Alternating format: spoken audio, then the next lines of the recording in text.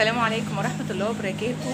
عايزة اخدكم جولة سريعة كده في الماركت واعرفوا الاسعار والعروض وعروض اللبن، لان العسيم من الاماكن المفضلة جدا ليا لمجموعة اسباب. اولا هو مكان نظيف جدا ومستكمل، موجود في سبوت مول في التجمع الخامس. اسعاره حلوه جدا مناسبه، عامل عرض على البطيخ الكيلو ب5 جنيه.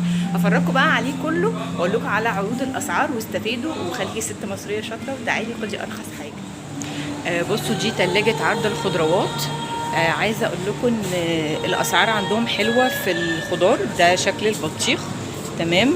وعلى فكره استثنى كده، يعني انا دقت قبل ما اشتري، يعني هو فتحها وقال لي حضرتك ممكن تدوقيها وتشتري لو انت عايزه. خلاص ده كده شكل الماركت. طبعا مستكمل ونضيف وسلس ان احنا نعمل شوبينج جدا. تلاجة البيبسي، اي حاجه بقى انتوا عايزينها، تلاجات الجبن، لحمه، فراخ، اي حاجه. هنا قسم المأكولات المجمده تمام. ده كده قسم الحاجات اللي هي المجمده بس بلحوم، يعني ده كده شكل التلاجة. في بقى كوفي كورنر بره، ممكن نشرب اي كوفي احنا عايزينه او اي درينك. دي حاجه حلوه قوي لان انا بقعد الف كده واكتب الطلبات. في عروض على البيض تمام، في عرض على كرتونه البيض ب105. في عروض على اللبن بخيره عامل 23 جنيه، ولاكتل عامل 24 جنيه. دي كده قسم الألبان. في بيكري طبعا من الحاجات الخطيرة اللي عجبتني قوي في العسيم ان هو في بيكري. في عرض رز زمزم 5 كيلو. رز ده برضو على فكرة رزاية حلوة لو حد عايز يشوفها اهي، رزايته حلوة ونضيفة. في جميع انواع المكرونات ايطالي، اي حاجة انتوا عايزينها. ده قسم بصوا بقى الألبان هتلاقوها شبه خلصانة، يعني هتلاقوا الحاجات عشان العروض عامل 24 جنيه تمام. لاكتل 24 جنيه 75. هما باستمرار بقى بيعملوا عروض، يعني الميزه في قسم عطاره. تعالى خدكم كده على قسم العطاره. في البان، في بيكري، في زي ما قلت لكم الكوفي كورنر. في اسواق العاصمه على فكره انا بحب قوي اجي. ليه بقى؟ هو عامل لي ميكس ما بين الاسعار، النظافه، الجوده، اللحوم البلدي، اي حاجه بلدي فريش كلها وطازه تمام. شكل الثلاجات تحفه في العرض. طبعا انا خلصه كده. هنا قسم البيكري في اسواق العسيم. عايزه اقول لكم ان الحاجه بتكون فريش. الكرواسون ده خطير خطير خطير خطير، جربوه ومش هتندموا على ضمانتي. البقسماط هنا فوق الرائع. ده جزء بقى فيه كوكيز، فيه كل حاجه انتوا عايزينها، فيه الكب كيك، فيه فطير، فيه عيش بلدي.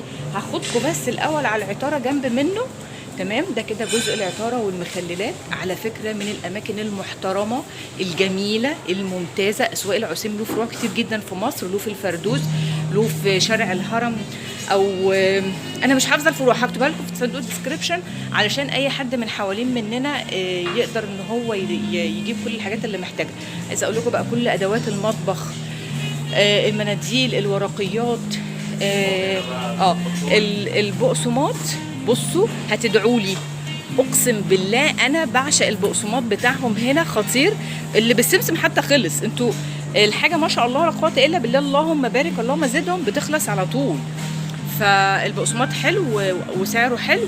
انا كنت جايبه تقريبا شبه نص كيلو اعتقد بالسمسم، كان عامل 26 جنيه. الفطير اهو عشان لو حد حابب فطير بعسل وقشطه. عندهم قشطه سايبه عشان انا اكلتها.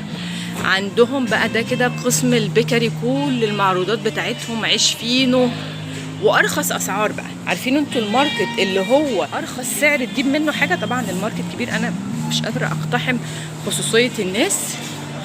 ده كده فاكهه. انا باخدكم كده بصوا سرقه تصوير سريع كده.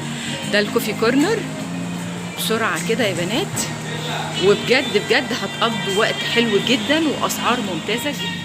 بصوا دايما بيكون في عروض على الزيت عندهم باستمرار. انا بقى علشان الغلا ده شاطره انزل بقى الم العروض واخد ارخص سعر، وهم عاملين مبادره كلنا واحد. تحت رعايه الرئيس طبعا عشان الاسعار. بس بجد العسيم، اسواق العسيم، ركزوا معايا، اسواق العسيم هتدعوا لي جدا. طبعا في حاجه بقى عايزه اقول لكم عليها، العماله هنا ممتازه، محترمين للغايه، اسلوبهم حلو قوي، طريقتهم لطيفه مع العميل، بيطول باله، عايز تدوق الجبنه، عايز تدوق اي حاجه ممكن جدا يقطع ويدوقك. يعني بشكر والله بجد العسيم.